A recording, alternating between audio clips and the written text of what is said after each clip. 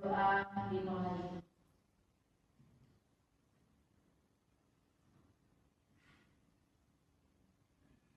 Amin. Terima kasih.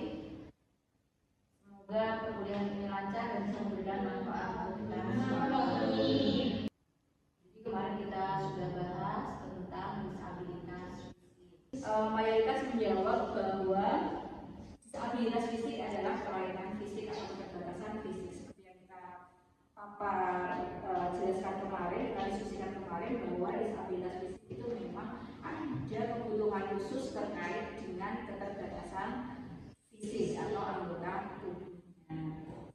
Jadi memang seperti yang kita tadi kemarin, ada disabilitas fisik itu ada tunarungu, tunawicara, ada tunanetra, tunadaksa.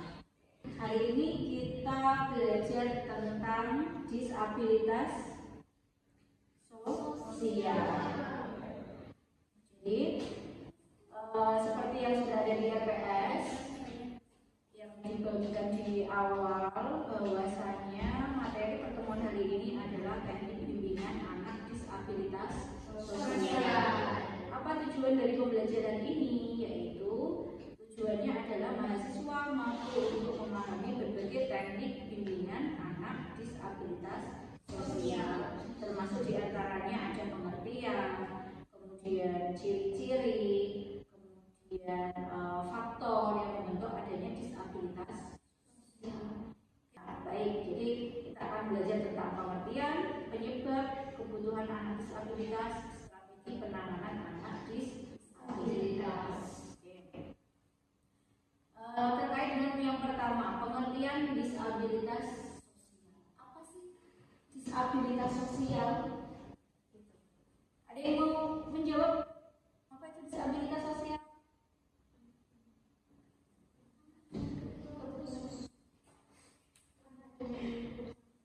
Anak dengan kebutuhan khusus, ya, di bidang sosial. Bidang sosial itu apa? Seperti yang dikutip menurut Cole dan Knowles, bahwasanya anak disabilitas sosial itu dia memiliki keterbatasan khusus dalam berinteraksi dengan lingkungan, sehingga dia itu biasanya bermasalah ketika bertentangan dengan norma-norma atau aturan yang ada di masyarakat. Disabilitas sosial itu pengertiannya itu.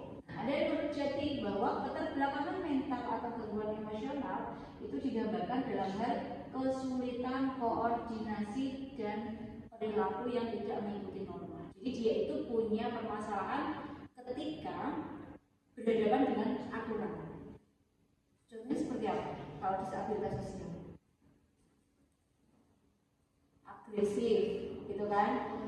Nah, tidak bisa menjaga emosinya, tidak stabil emosinya, sehingga dia mudah meledak, mudah agresif. Agresif itu apa? Menyerang orang lain. Menyerang itu bisa melalui verbal, bisa melalui non verbal. Kalau yang melalui verbal apa? Iya, melalui kata-kata. Jadi kata-katanya itu menyakitkan, gitu ya, menyinggung perasaan orang lain. Nah, kalau agresif secara non verbal bisa berupa tindakan. Contohnya apa, Mas? Memukul orang lain, ya. Jadi dia itu dalam berinteraksi dengan temannya, dengan lingkungannya itu mudah terpengaruh secara emosional, sehingga tadi bisa berupa perilaku atau perkataan, bisa verbal ataupun non-verbal. Adalah terkait dengan ini, teman-teman, strategi penanganan anak disabilitas. Jadi silakan bentuk kelompok menjadi satu kelompoknya 3 orang.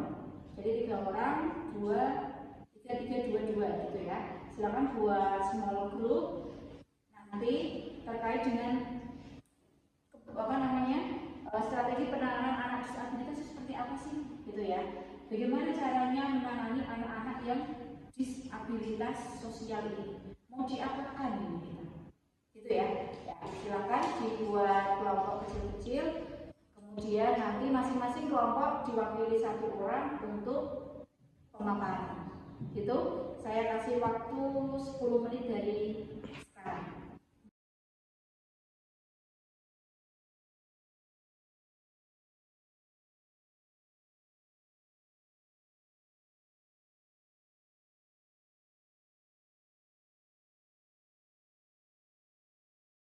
Baik, 10 menit sudah terlewati. Silakan masing-masing kelompok pemaparan. Mulai dari kelompok yang mana dulu? Kelompok 1. Oke, kelompok 1. Silakan. Oke, baik, terima kasih. Di sini saya akan sedikit menjelaskan tentang penanganan anak disabilitas. Jadi salah satu caranya adalah dengan cara menghormati yang disabilitas itu. Oke, terima kasih. Akhir akan menjelaskan mengenai kebutuhan anak disabilitas sosial.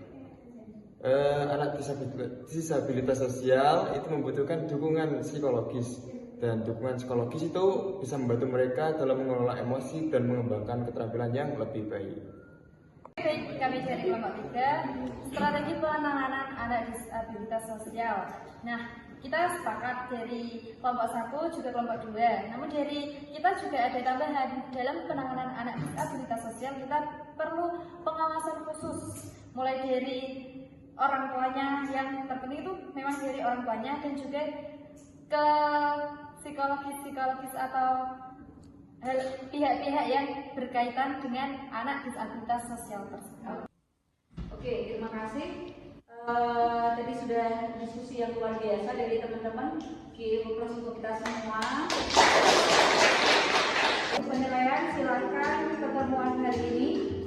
Mengakhiri pertemuan hari ini, silakan untuk bisa mengisi kuisis sebagai hasil evaluasi proses perkuliahan pada pertemuan hari ini dengan tema BK Anak Disabilitas Sosial. Ya. Silakan, saya kasih waktu 5 menit ya.